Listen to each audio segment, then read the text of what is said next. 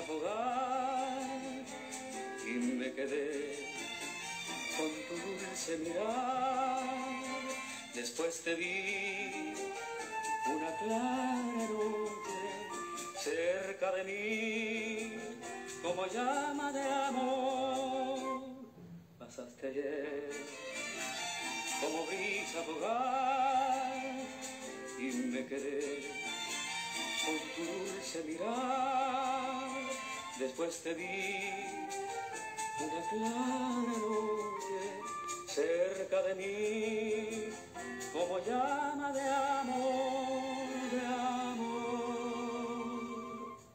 Rosario, toda la luz del mundo parece que se fundiera en ti. Te vi pasar como rumor viajero y quise hablar para decir que quiero. Rosario, eres ramo de luna que pasa queriendo florecer. Rosario, provoca mi vida besar tu boca.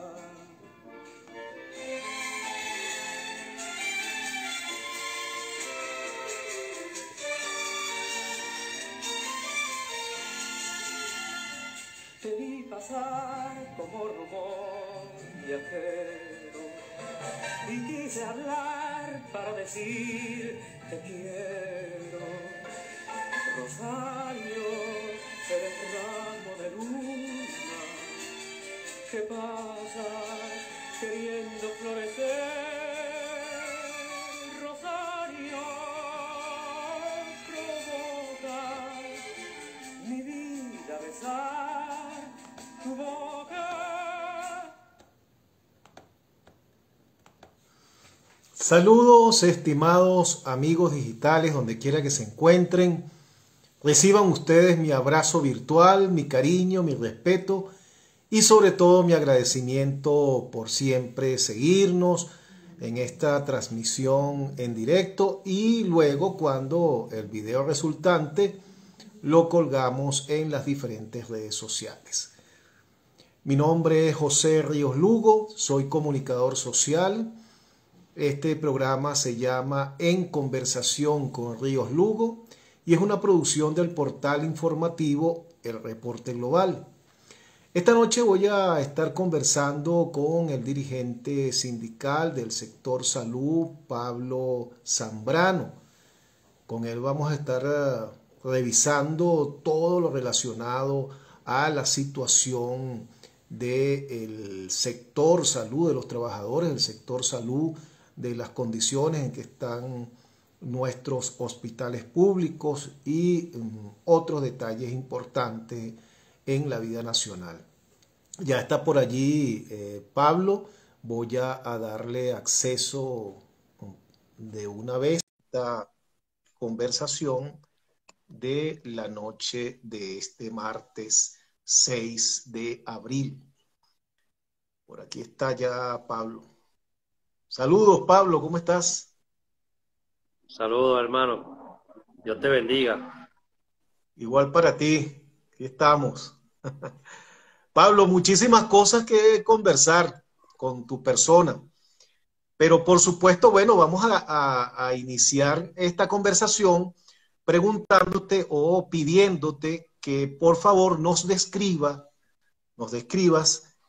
cuál es la situación actual de los trabajadores del sector salud en cuanto a salarios, en cuanto a el material de bioseguridad con el cual deben contar, en cuanto a las facilidades para realizar su labor diaria tan fundamental en estos momentos para el país. Bueno, lo primero, gracias por la oportunidad.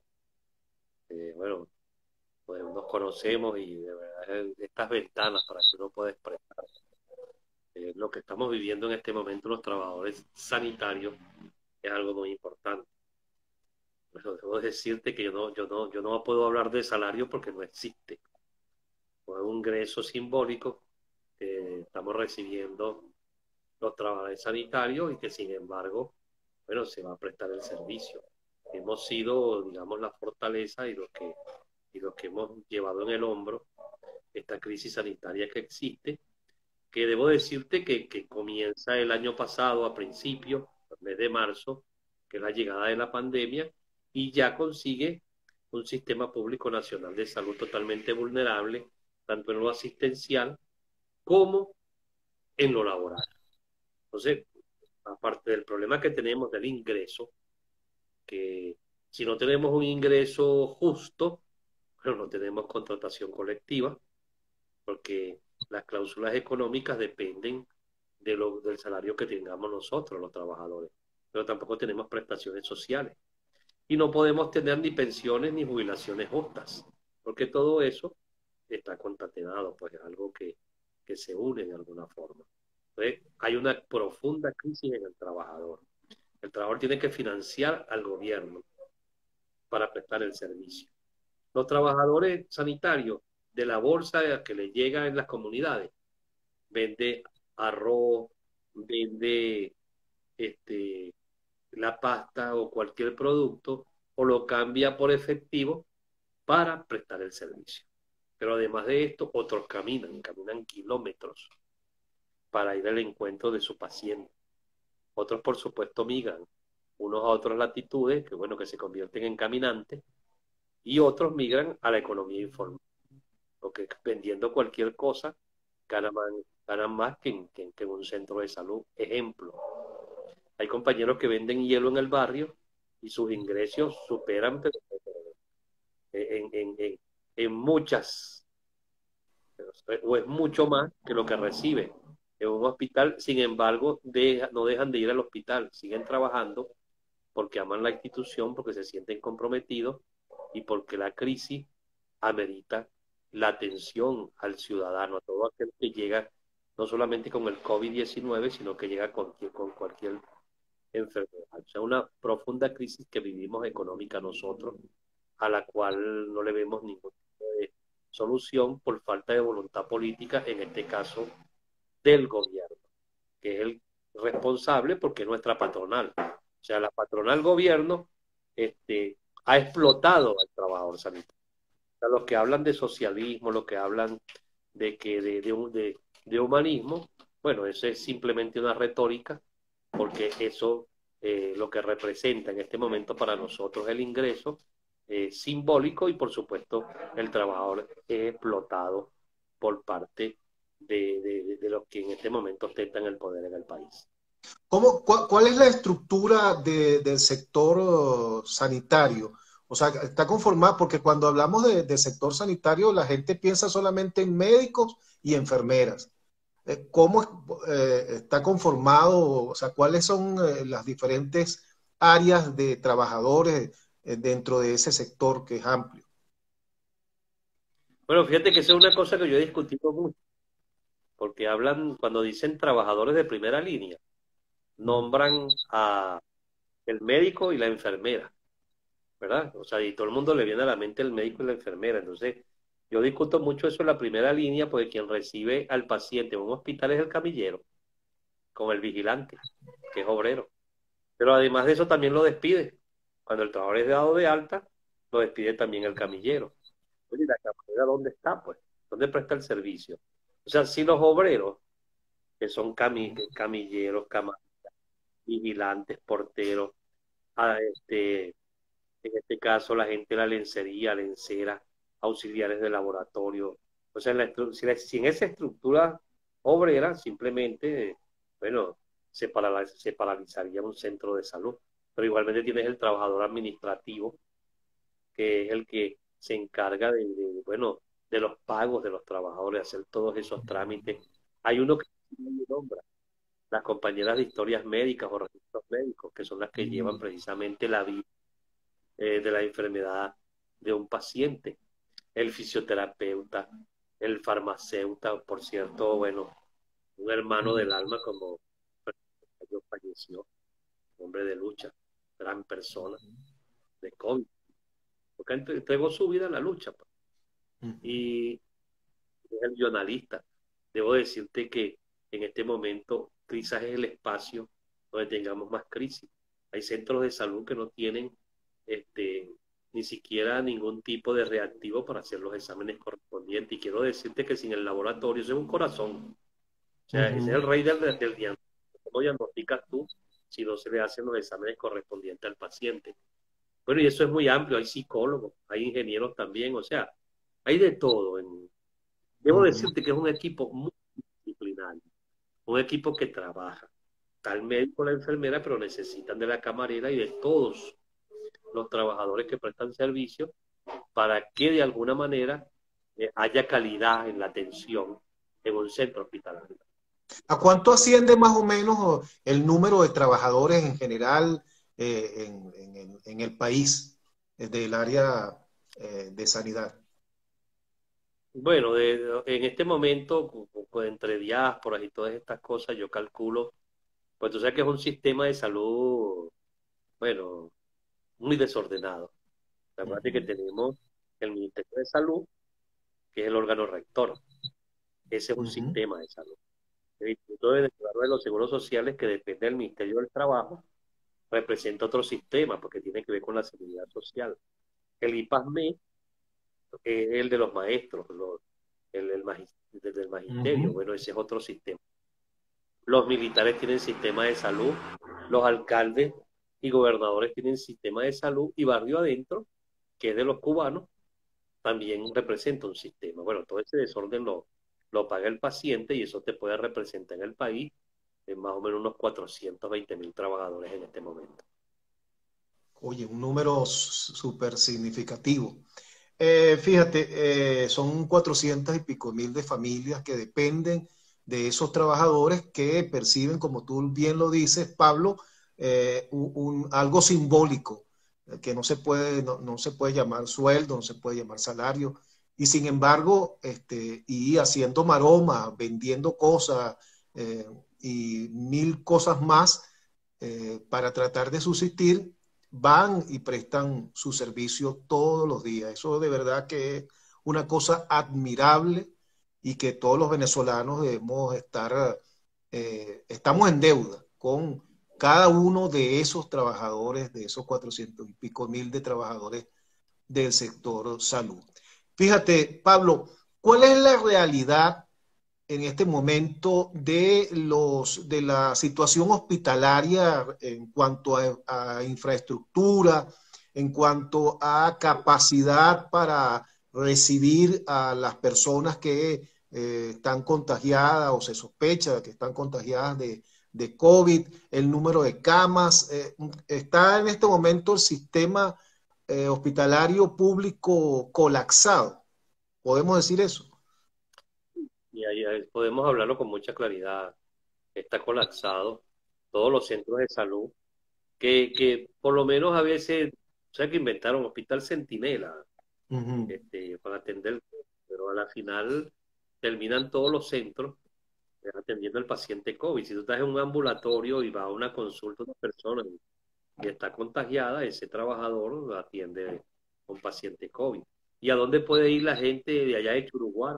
Al hospitalito de Churuguara y el de Puerto Pirito al hospitalito de Puerto Pirito. Y en todos esos sitios, una persona que se contagia, bueno, simplemente va a los centros y ahí los atienden.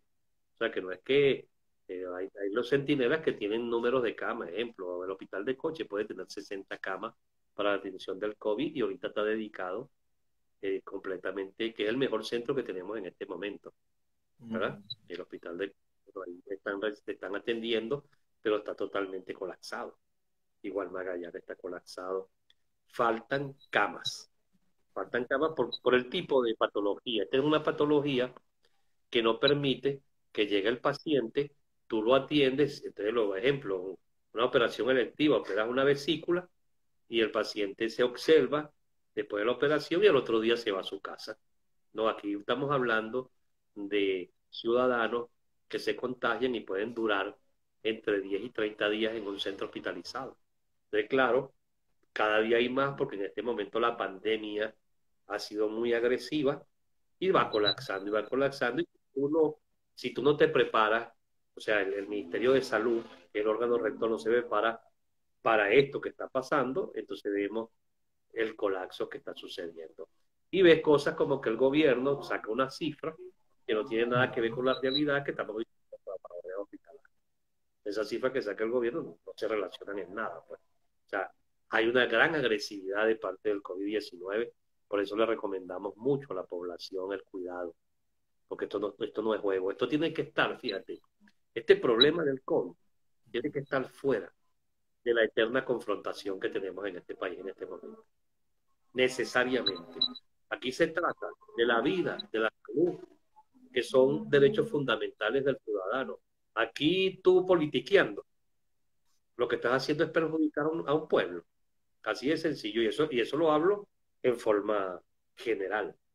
Es el momento de que se entienda en el país que los venezolanos tenemos que dejar las ideologías, si es necesario ceder, tenemos que ceder, y sobre todo los que tienen el peso, digamos, político en el país. Es un momento de entendimiento para buscar solución a una crisis. Ah, bueno, ¿cómo podemos solucionarla? Bueno, tenemos el hecho concreto de la vacuna. La vacuna es muy importante en este momento para poder solucionar la crisis que vivimos. Bueno, yo me enteré en estos días que Médicos Sin Fronteras que anda buscando invertir para que haya más camas, porque muchas camas hay.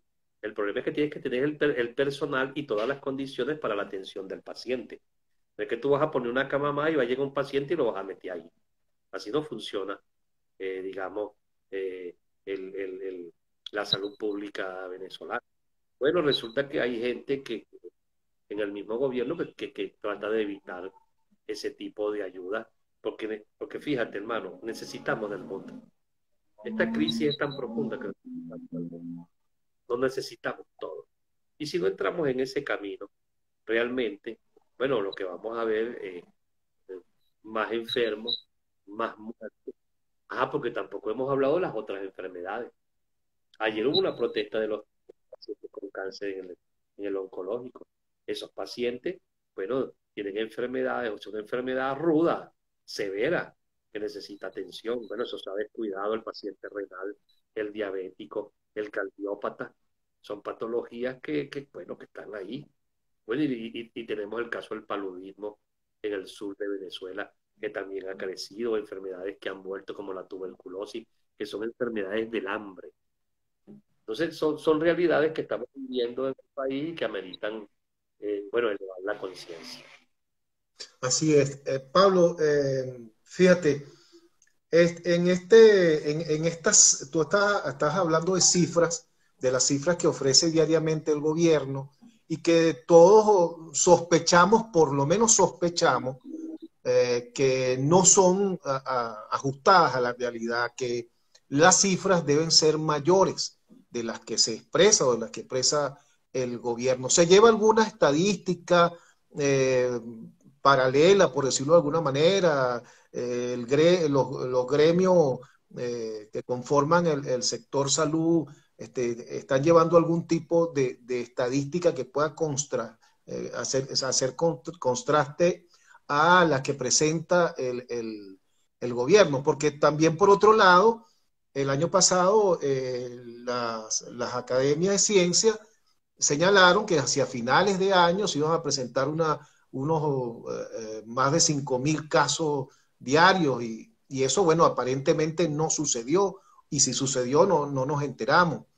Entonces, ¿hay alguna manera de hacer contraste con esa cifra que presenta el gobierno?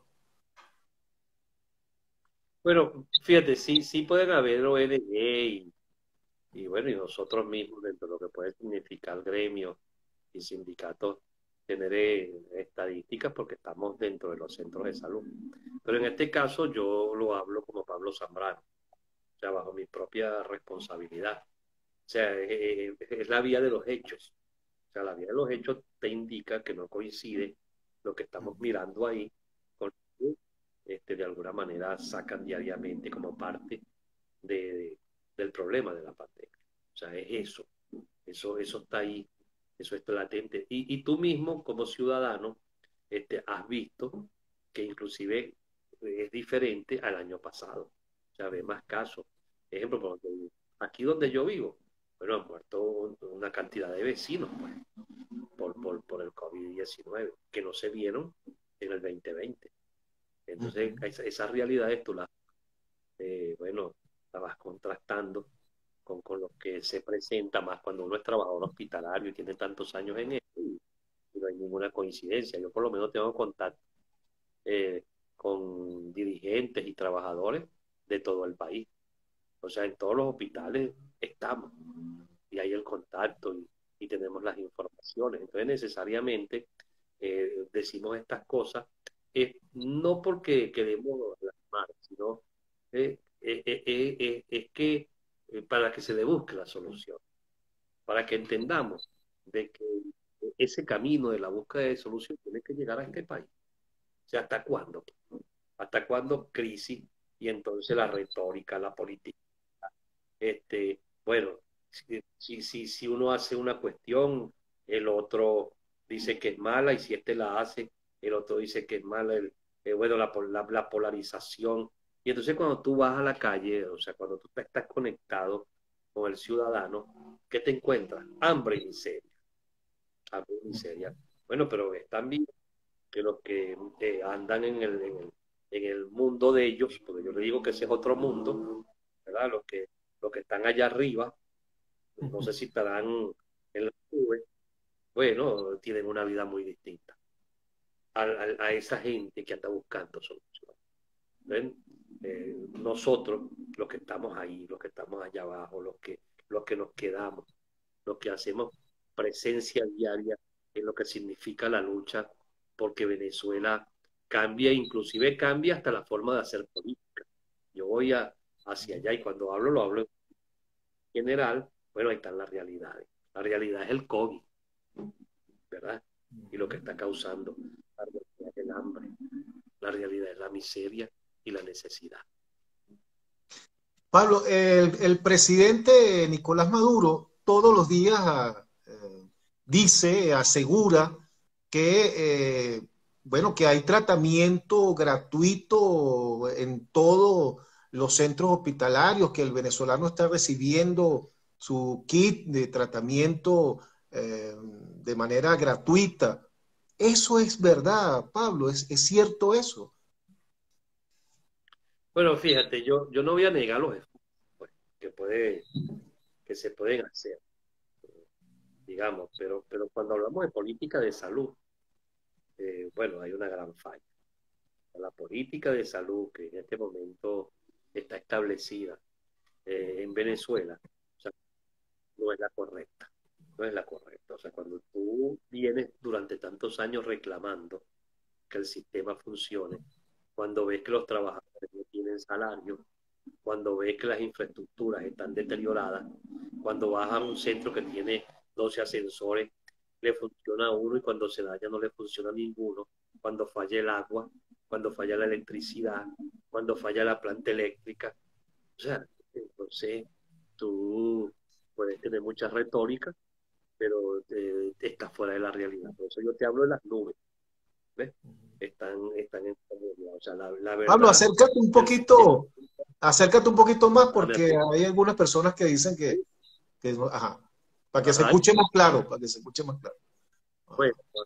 cuando ves este tipo, todo esto que te describí, bueno, el problema es las ambulancias. Entonces entramos a lo del medicamento.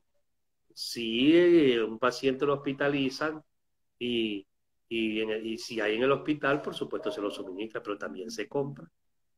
La gente compra medicamentos. Hay un medicamento que es muy costoso, no me acuerdo el nombre, civil, algo así. Oye, que eso vale Remdesivir, 150 creo que es. y se necesitan 6 dosis. Dos primero y después 4. Y bueno, ha salvado muchas vidas de paso este medicamento, pero tiene que comprarlo la familia. Si lo tiene, en este caso, el Ministerio de Salud y el paciente está hospitalizado, eso se le suministra si existe. Si no, usted tiene que comprarlo. Y así, pues, hay que llevarle, ejemplo, las cosas que necesita. un paciente en un centro de salud, hay que comprar hasta el agua hay que comprar en un centro de salud. O sea, lo de la gratuidad, que lo Ujú, establece la Constitución, porque debo decir, la Constitución no es nuestra garantiza, o sea, garantiza los derechos fundamentales. Bueno, eso pues, es una letra muerta. Pero bueno, tú sabes que nunca voy a dejar de repetir el salario, el artículo 91, que señala claramente cuál debe ser el salario que tiene que tener como mínimo para vivir con dignidad un trabajador. Bueno, eso no se cumple. Ahora, ¿en qué cabeza cabe que la gente que está gobernando le mantenga en el país un salario mínimo que oscile, que está en menos de $1? Oye, o sea, yo le pido a los venezolanos, a ustedes mismos, periodistas y todo el mundo, que analicemos ese hecho como tal. Yo digo que eso es tan prioritario como la ujú, vacuna. Pues, tú vas a prestar un servicio como trabajo, que somos los que estamos prestando el servicio, los que estamos trabajando, los que estamos metidos en los hospitales. Oye, ujú, y te vas y no tienes en la casa nada, pues tú sabes que nosotros tenemos una condición, los venezolanos. Eso lo decía mucho mi abuela, que no nos gusta enseñar mogote. Entonces la gente come arroz solo en su casa, sin ujú, nada, come cualquier cosa, sin nada, sin acompañarlo, pasan necesidades. Bueno, y sales a la calle, bueno, eso sí, ves cómo han perdido peso los ujú, compañeros, porque pues, la alimentación no es la adecuada. Y entonces vas con esa tristeza al centro de salud y te consigue, bueno, un hospital también colapsado. Esa es la realidad, ¿vale? Y esa es la realidad que nosotros tenemos que repetir ante la retórica, en este caso de la patronal, porque ese es el patrono de nosotros, la patronal gobierno. Un patrono que nos impone salario, ¿entiendes? Porque yo me sorprendo mucho, ejemplo, que Nicolás Maduro, a quien lo vi yo en el mundo sindical, hoy en día no se acuerde, ejemplo, de lo que fue en un momento. O sea, él sabe que ningún trabajador en Venezuela, trabajador público, y voy a generalizar de la administración pública donde él es el jefe, pues él es el ujú. jefe de la administración centralizada, oye, pueda vivir con menos de $1. Entonces, claro, es tan bajo el salario que las cláusulas económicas y sociales tampoco sirven, porque resulta ser que si no hay salario, no tienes cláusulas económicas buenas, tampoco tienes prestaciones sociales. Bueno, Hace 20 años, pero fíjate una cosa, ajá, Maduro dice, cada vez que habla, que le habla al país, bueno, dice con orgullo que les llega el CLAP a todos los trabajadores, que los bonos a través del sistema Patria compensan. eh, Realmente eso es así. no, Todo el mundo tiene la sí, posibilidad de eso. si llegan bonos, bueno, pero tú tienes un dólar, menos de $1 de salario, y llega un bono de 10 millones, un bono de 13 millones, entonces haces 8. Ujú. Entonces, ¿cómo tú vas a estar orgulloso de que un ciudadano venezolano que sale a trabajar, pues tú vas a trabajar para tener una buena remuneración, tú no vas a trabajar para no ganar nada, así de sencillo, bueno, $8 con el bono cuando le llega, entonces eso es salario, eso es ingreso, eso es sentirme orgulloso, más bien vergüenza debería de darle, no solamente porque ahí conocemos muchos compañeros, yo de los que están en el gobierno conozco mucho, porque yo vengo precisamente de la lucha y de hacerle oposición, digamos, a la mal llamada Cuarta República, que fue reivindicada totalmente por estos últimos 7 años, totalmente reivindicada, pues toda aquella rabia que existió en el momento y todos esos errores que se cometieron y que sirvieron para que Chávez llegara al poder, pues ahora se duplicaron. Esa es la realidad. Entonces, oye, no te puedes sentir orgulloso. Yo creo que hay que hacer grandes reflexiones y dar grandes discusiones. Ejemplo, el aparato productivo del país. La empresa petrolera, bueno, en la condición que está. La alternativa que eran las empresas de Guayana, ve las condiciones que está. O sea, yo no necesito ni siquiera comprobar nada. Eso está ahí. Ahí está a los ojos de todo el mundo. La empresa eléctrica también colapsada. Bueno, el sector salud, el sector educativo. ¿Y entonces qué país queremos? Pues, ¿y qué país quieren los que están en el poder? Entonces, necesariamente aquí en Venezuela tenemos que reflexionar, no solamente los que están en el poder, también reflexionar de alguna manera todo lo que significa el estamento político, porque aquí hay que empezar a trabajar para la gente y que la gente vea que si yo quiero hacer política y si tengo una cuota de poder, eso tiene que servir es para ayudar. O sea, si tú eres un dirigente político, sindical o social, bueno, y tienes una cuota de poder, eso tiene que servir es para ayudar. Si consigues recursos, tienen que ser para ayudarlo, para agarrártelo, bueno, y vivir tú como te da la gana y que la gente esté pasando hambre y necesidad. ¿Qué pasó, por cierto, Pablo, con esa asignación que se logró el año pasado a través de Juan Guaidó y la gente que lo acompaña para que le llegara una especie de bono en dólares a los trabajadores de la salud? Eso se concretó, se continuó, recibieron beneficios los trabajadores en algo con esa ayuda que estaba planteada. Sí, ahí hubo, digamos, le llegó a, a un número de trabajadores. O sea, no fue una cuestión que lo que exigíamos nosotros, lo que siempre exigimos, es que se le dé el mismo trato a todos. Entonces ahí, mayoritariamente, quienes recibieron el bono fue el personal de enfermería. Le siguió en este caso los médicos, o sea, entre los médicos y las enfermeras, se llevaron aproximadamente, creo que como el 85%, 90% de lo que puede haber significado ese bono, y lo demás fue repartido en los otros, o sea, avionalistas, obreros, este, historias médicas, toda la serie de cargos que existen, fisioterapeuta, farmacéutica, pero fue más dirigido ahí, y bueno, eso le llevó a un promedio de unos 65.000 trabajadores. Hay muchos reclamos de gente que no le llegó la tercera parte, otros que le mandaron el mensaje y nunca le salió. O sea, hay muchos reclamos en este sentido, pero igualmente digo que la gran mayoría, pues te dije al principio la cantidad de trabajadores que somos, bueno, no les llegó. Esa es la realidad. Esa es la realidad. Ahora, buena suerte para el que le llegó, pues. Como buena suerte para el que le llegó, de verdad, porque lo benefició.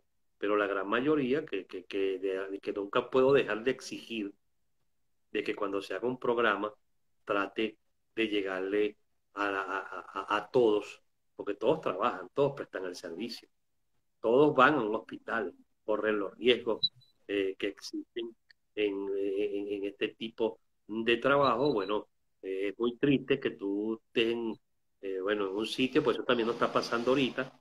Ahorita tenemos centros COVID que les pagan equivalente al dólar, y entonces tú estás aquí al ladito y te pagan el dólar, que es el salario mínimo del gobierno. Entonces, cuando tú como trabajador ves que aquel cobró algo que es muy superior a lo que tú recibes, pero te llenas de tristeza, ¿vale? Te llenas de tristeza porque simplemente, ¿qué es lo que capta? Las grandes desigualdades que están existiendo en este momento en el país. Desigualdades. Y eso está existiendo en este momento en el sector salud, con esto que se está presentando también, de que se le está pagando a uno de una forma, y tú en el mismo hospital dando el servicio también. Bueno, bueno, imagínate tú que si una persona recibe $40 en un área de esa, recibe 40 veces más lo que gana el que está al lado. Esa es la realidad. Estas cosas tienen que ser corregidas, pues. ¿Qué es lo que hay que hacer? Bueno, aplicar el artículo 91 o una política que permita que empecemos a recuperar el salario. Puede ser una política conjunta, pues si se llega a un acuerdo con los reales que están en el exterior para traer vacunas, y que ya anteriormente se llegaron a acuerdos con respecto a eso, porque no llegas a un acuerdo con todos esos reales que son de los venezolanos entre ambos para buscar la forma de mejorar el ingreso? O sea, ¿por qué no puedes? Pues, entonces, ahí donde está la calidad en la política, la calidad, digamos, en el corazón y el amor hacia el pueblo. O sea, todo Ustedes, se puede, ustedes pero como lamentándolo, gremio, como dirigentes gremiales, Pablo, ustedes como dirigentes gremiales han tenido o sostienen algún tipo de conversación, de encuentros con el patrón o con el gobierno nacional. ¿Hay algún tipo de diálogo mínimo, de mínimo acercamiento en función bueno, de lo que tiene que hacer la relación entre gremio de trabajadores y el patrono? ¿Eso existe? ¿Hay posibilidades de eso? Claro, vale, el deber de nosotros los dirigentes sindicales no solamente defender al trabajador con respecto a, a lo económico, también existen muchos problemas, despidos, atropellos y todas esas cosas, uno mediante la relación existente con los jefes de personal, administradores, directores, que son las cabezas de los hospitales, bueno, eso se trata permanentemente. Yo tengo relación con todos los directores, jefes de personal y administradores de los centros de salud, sobre todo de Caracas, porque más con el COVID no he podido viajar más, pues eso existe. Igualmente yo voy al ministerio y no puedo decir que me cierren las puertas, pero a veces me ponen a alguien atrás, pero pues no puedo decir que no se me recibe. O sea, esa es la verdad. O sea, hay una relación que existe. Ahora, ¿qué pasa? Ejemplo, cuando llegan hechos concretos como discutir los beneficios de los trabajadores, entonces ahí no te permiten la entrada. ¿Ves? Ahí simplemente lo hacen entre ellos mismos, porque cuando tú discutes con un sindicato que es afecto, bueno, simplemente Ujú. para los Te paga y te trabajadores, das el vuelto. claro, te paga y te das el vuelto. Fíjate que ahorita con esto del sistema patria, que el salario se llama partida 401 y esa Ajá. era controlada en este caso por el ministerio y los entes, digamos, regionales. Pero ahora con el sistema patria, todo ese control lo pierden. O sea, lo asume la ONAPRE, el gobierno central, totalmente centralizada las nóminas. Ajá, pero fíjate lo que pasa. Entonces, los pagos a terceros, ejemplo, los descuentos del Seguro Social, eso ahora no se sabe dónde está. Ujú. Los descuentos por vivienda, por política habitacional, por paro forzoso, los descuentos de los trabajadores para el pago del sindicato. Entonces, fíjate, eso es muy simple, porque yo a veces digo que es como que no analiza, muy simple. Si tú no entregas esos recursos, bueno, las cajas de ahorro, ahí están cerrando cajas de ahorro, porque no están recibiendo lo que le corresponde y lo que están ahorrando los trabajadores. Bueno, eso se llama apropiación indebida. Si tú retienes los pagos a terceros y no los entregas, entonces cometes el delito de apropiación indebida, que de paso estamos estudiando, hacer una denuncia formal ante la fiscalía. Entonces son errores que se cometen, que a veces nosotros no los entendemos, porque se toman este tipo de decisiones y eso no se consulta con los trabajadores. Se hace igual que como con el salario. Tú vas a ganar menos de $1. ¿Ves? Bueno, yo te lo impongo. Ahorita tú, el sistema patria, yo te lo impongo, no lo converso. ¿Con quién lo converso? Con los que yo de alguna manera le doy la orden, que son los sindicatos afectos. Entonces, a la final, bueno, se perjudica a la clase trabajadora, hemos ido perdiendo porque en esta época nunca pasó, ni siquiera en el gobierno de Chávez perdimos tantos beneficios dados en la lucha que en los tiempos de Maduro. Así es. Pablo, vamos a revisar por aquí, si tú también lo ves por ahí, la participación de algunas personas que están por allí y algunos te saludan, otros, eh, No te no escucho sé bien, no si, te escucho bien. ajá, está Jenny Manrique 70 por ahí, la saludamos. Clarex 88, la saludamos también. Gustavo Padrón 66, así es, Pablo. Con todo y bono vía carnet de la patria, el ingreso de un trabajador no llega a $10. Está Franklin MRQ 123 por allí, Joshua Abello.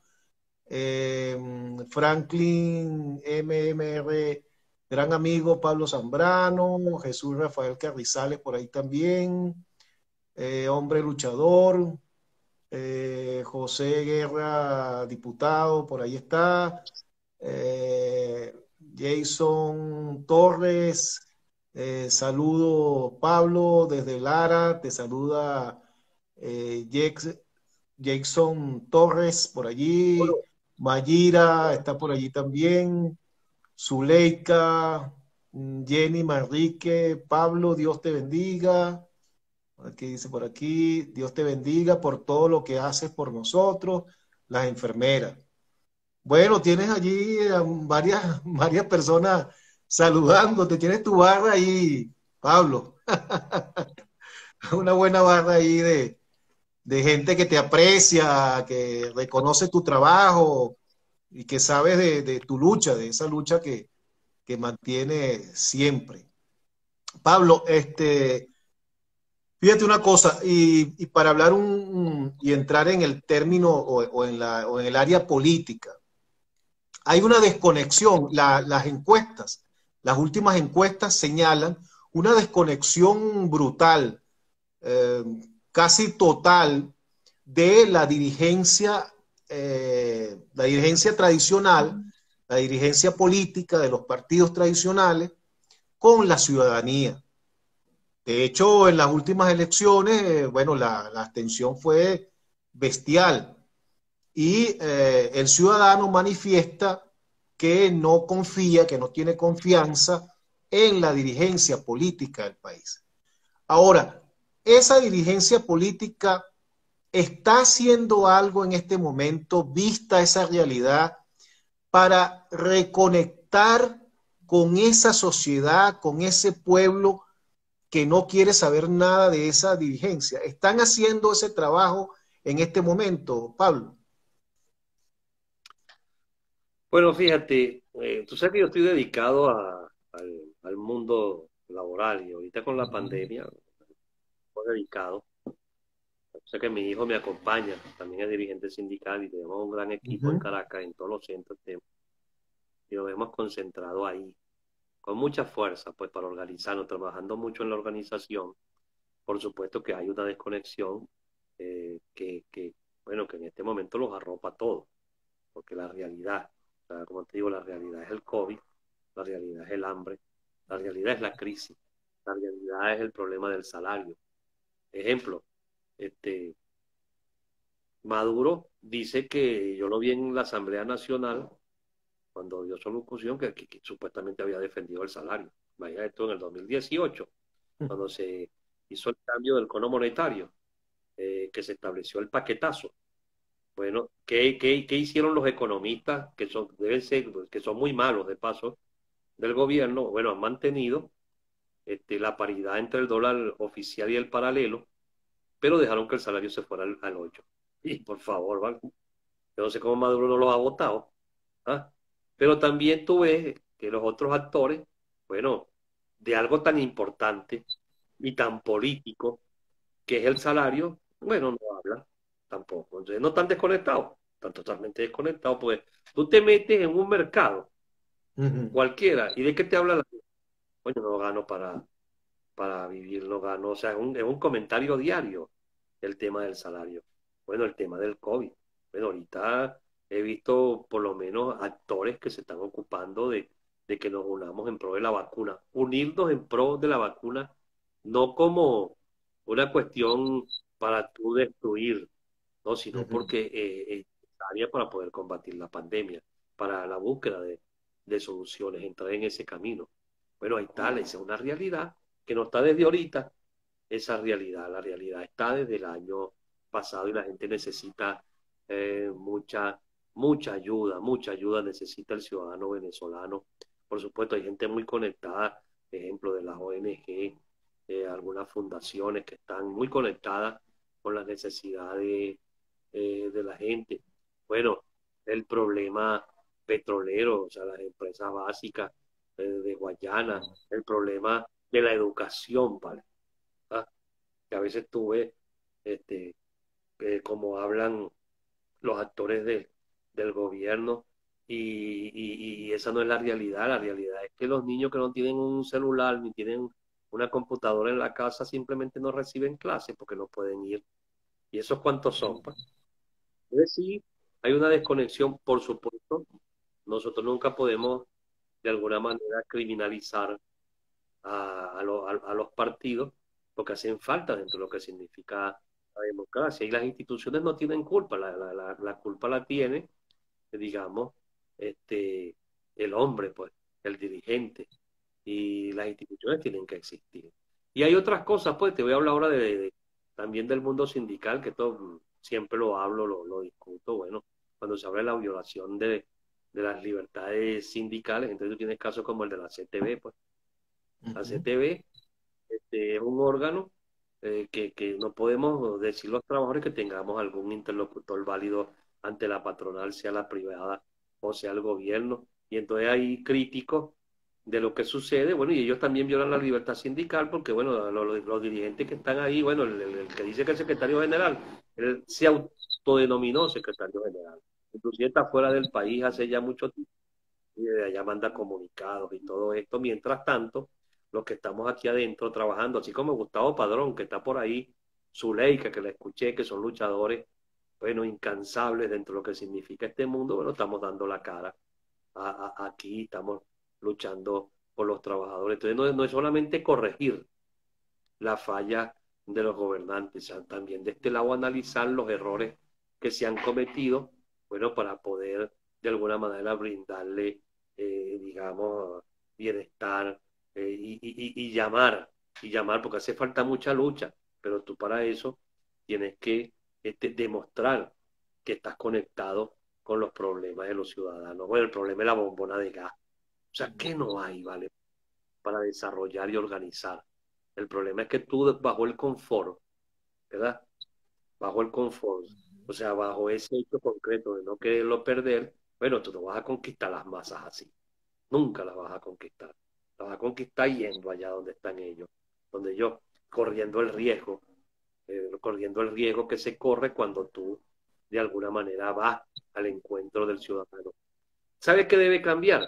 O sea, no tiene que venir a mí como dirigente sindical, más no viene, ni los que me acompañan, que nosotros vamos a ello. Así debe ser la dirigencia política también al país y el encuentro de la gente y saber de sus necesidades y bueno, y plantearle y hablarle mucho. Por lo menos si, en la política, si tú cometes errores, si tú te equivocas, bueno, tú le tienes que pedir disculpas a la masa. No, ¿vale? Y eso aquí no existe.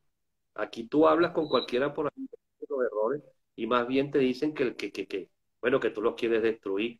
Más, fíjate que la política que se estableció del pensamiento único y estas cosas ha avanzado tanto que lo mismo pasa en los sectores opositores. Tú le hacen una crítica al gobierno interino. Bueno, y entonces agarran el robot y destrozan el robot ese que tienen para las redes sociales. Bueno, lo mismo hace el gobierno. Entonces, en muchas cosas más bien se parecen, pues por eso es que yo hago que las transformaciones tienen que ser muchas y eso comienza también por transformar, digamos, esa forma de hacer política en Venezuela, porque todas esas malamañas que se han adoptado y que vienen del pasado, bueno, simplemente se han perfeccionado, bueno, y todo el mundo las adoptó. Pablo, ya finalizando la conversación de esta noche contigo, que nos has puesto al día de todo lo que sufre, padece en carne propia a diario todos los trabajadores del sector salud, los trabajadores sanitarios. Fíjate, hay alguna luz al final del túnel en medio de esta situación tan terrible que tú bien describes, no solamente por la amenaza de la pandemia, sino por todas las vicisitudes que a diario vive el ciudadano, por falta de agua, de gas, de energía eléctrica, por salarios que no pueden ser llamados salarios. ¿Existe alguna posibilidad de que podamos salir de esta situación en que pareciera, porque nos sentimos los ciudadanos como metidos en un hueco y no vemos la salida, no vemos la posibilidad de salirnos de ese hueco donde estamos metidos? ¿Cómo ves tú eso? ¿Hay esperanza en ese sentido? Bueno, nunca podemos perder la esperanza. Si por lo menos perdemos la esperanza, bueno, imagínate, nunca la podemos perder. Nunca podemos dejar de tener cierto optimismo y no podemos dejar de abandonar, digamos, al pueblo, a los trabajadores. Y eso pasa porque hagamos política de calidad, con eficiencia, que bueno, que nos encontremos digamos, las bases, nos encontremos. Te pongo un ejemplo, en Venezuela han habido dos grandes pactos, que es el pacto de Punto Fijo, que todos los conocemos, pero también el presidente Chávez, para llegar al poder, pactó con los grupos económicos y pactó con las Fuerzas Armadas venezolanas. No son realidades. Bueno, falta un pacto, que es el pacto nuestro, el de las bases, el del ciudadano, para lograr las grandes transformaciones. Ejemplo, yo por lo menos creo en la vía electoral. Y lo estoy diciendo aquí en tu programa. Yo nunca lo he dicho públicamente. Creo totalmente que eso hay que retomarlo. El camino de la lucha democrática. ¿Cómo tú combates un régimen como este, tan fuerte y que todo lo impone, que viola la Constitución? Bueno, ¿con qué lo combates? Cumpliendo tú, o sea, siendo democrático. Con mucha democracia tienes que combatirlo. ¿Ah? No es que porque ellos violen la Constitución y el estamento democrático, entonces yo también lo voy a violar y voy a inventar las marramucias, porque nos hemos llenado de marramucias políticas. Entonces, políticas claras, políticas que representen, que le lleguen al ciudadano, que el ciudadano sepa que tú estás luchando por algo razonable y que a él le interesa. O sea, que el ciudadano te vea junto a él, que el ciudadano, tú vayas al encuentro de él que ya en este momento le dije. Ejemplo, lo que nosotros representamos en, en, en, en los trabajadores sanitarios, lo que nosotros representamos para los trabajadores venezolanos, es precisamente, bueno, es mucho porque no dejamos de estar presentes permanentemente donde nos corresponde. Y esa es la recomendación que yo le doy siempre. Ejemplo, que hemos hecho nosotros en salud, hemos defendido los puestos de trabajo.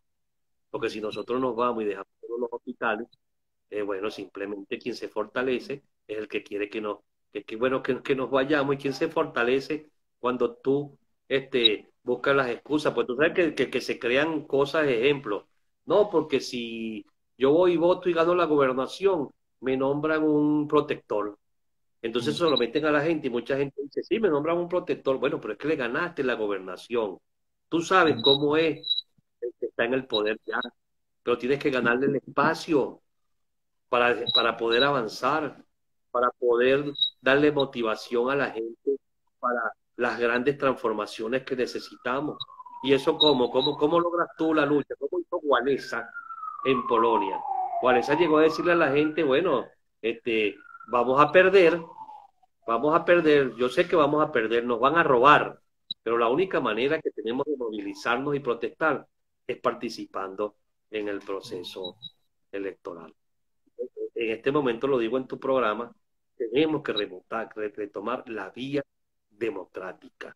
Tenemos que entender que es el camino necesario para nosotros lograr que Venezuela de alguna manera avance y quitarnos todas esas cosas que se inventan para que simplemente, bueno, tú te desestimules, que tú, bueno, te desesperas, o sea, te llenes de desesperanza.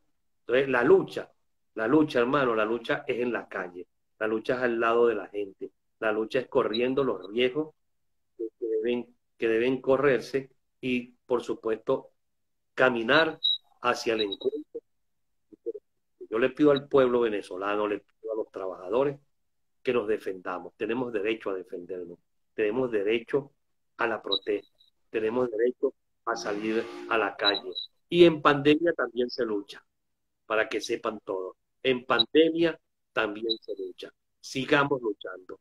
No nos demos por vencido nunca y cuando menos lo esperemos, porque no podemos ser inmediatistas, cuando menos lo esperemos, vamos a empezar a ver que van a llegar las transformaciones a Venezuela. Así es. Bueno, Pablo, muchísimas gracias por permitirnos conversar contigo esta noche y de enterarnos entonces de la realidad cruda, muy cruda, que nos has descrito, que todos sospechamos, pero que no es lo mismo hacerse una idea desde afuera y escuchar lo que tú nos describes con la crudeza que lo haces, que es la realidad que vive el trabajador del sector salud. Gracias por permitirnos esa conversación y bueno, y está a la orden el espacio para ustedes, para los trabajadores del sector salud, en el momento que lo requieran. Este espacio está a la disposición de cada uno de ustedes. Aprovecho también para darles las gracias a cada uno de los que siguieron la transmisión en directo de esta conversación con Pablo Zambrano. Y bueno, nada, Pablo, despídete de los que nos están siguiendo.